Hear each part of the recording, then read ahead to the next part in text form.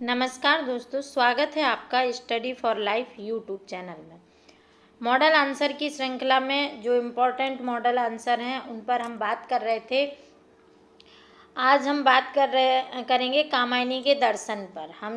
इससे पहले कामायनी के पात्रों का चरित्र चित्रण बताया 2 वीडियो में।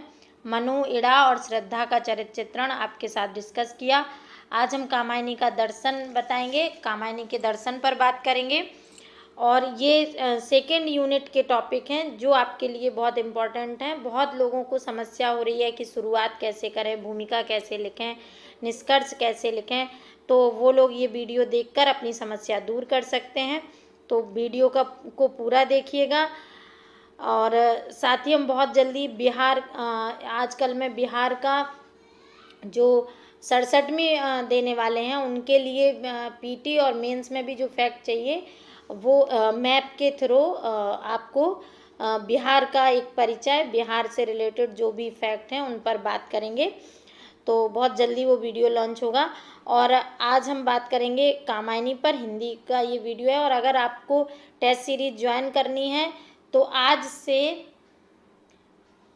से हमारी टेस्ट सीरीज शुरू हो गई है। अगर आप ज्वाइन करना चाहते हैं तो आज भी ज्वाइन कर सकते हैं। 5 टेस्ट हैं, जिसमें अगर जीएस लेना है तो जीएस के भी 5 टेस्ट हैं और हिंदी के भी 5 टेस्ट हैं।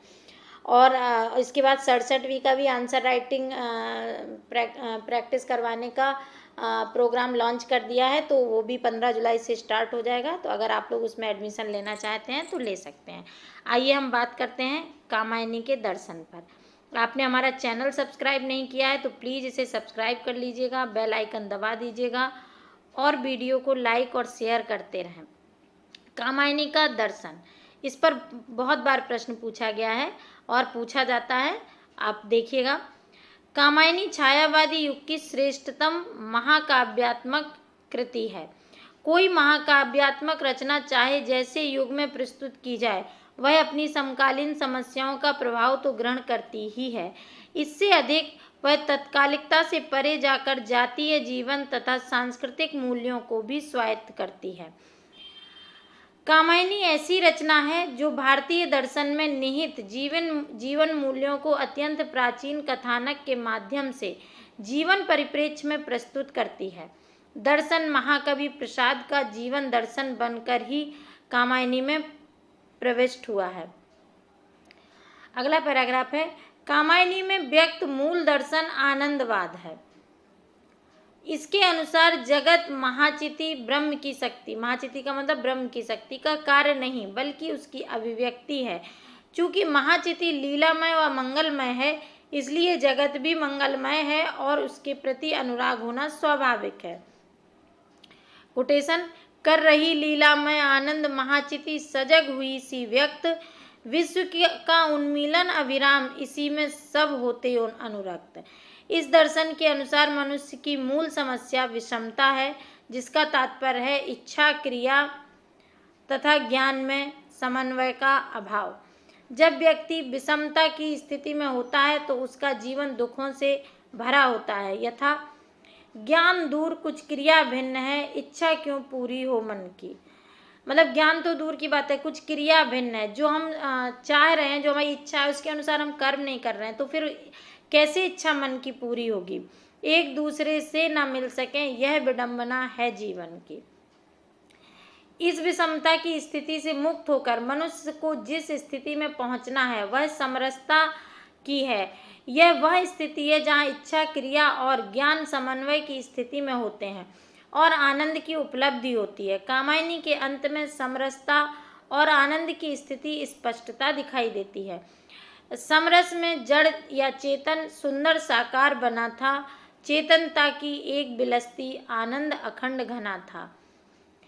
कामायनी में आनंदवाद के अतिरिक्त भी कई दर्शनों का प्रभाव दिखता है। इनमें से कुछ दर्शन प्राचीन हैं तो कुछ नवीन। जो नवीन दर्शन है उनमें गांधीवाद जैसे भारतीय दर्शन भी हैं और डार्विन, मार्क्स, फ्रायड आदि विचारकों के पश्चिमी दर्शन भी।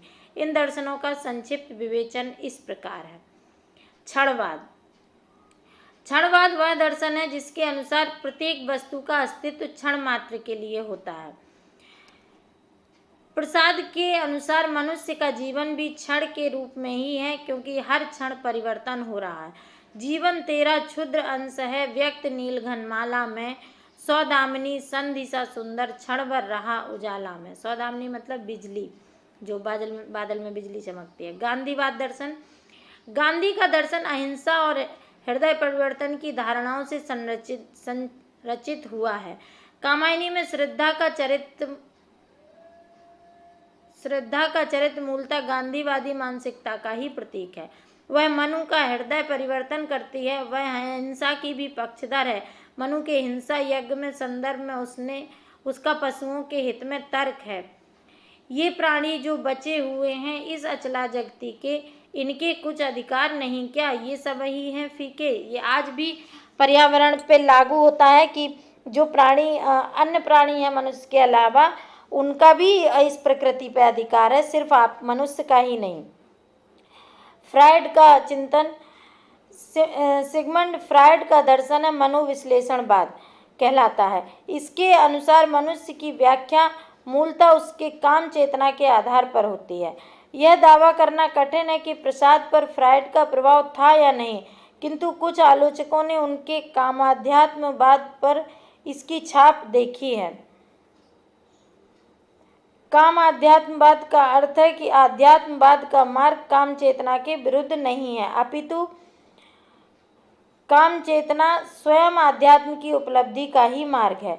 काम मंगल से मंडित श्रेय सर्ग इच्छा का है परिणाम, तिरस्कृत कर उसको तुम भूल, बनाते हो असफल भवधाम।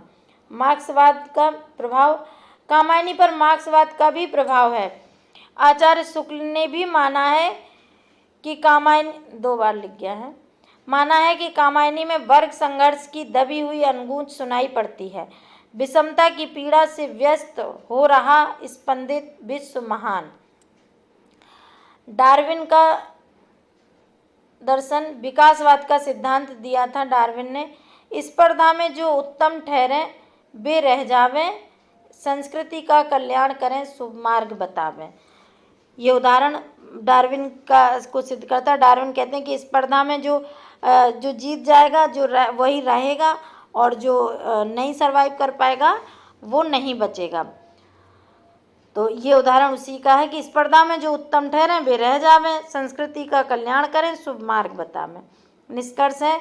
निष्कर्षतः कहा जा सकता है कि कामायनी में प्रसाद ने दर्शन के अनेक सूत्रों को लेकर उनकी सामाजिक सांस्कृतिक उपयोगिता निर्धारित की है। कामायनी में मानवीय संघर्ष कथा से अवलोकित होकर जीवन का समापन बन गया है।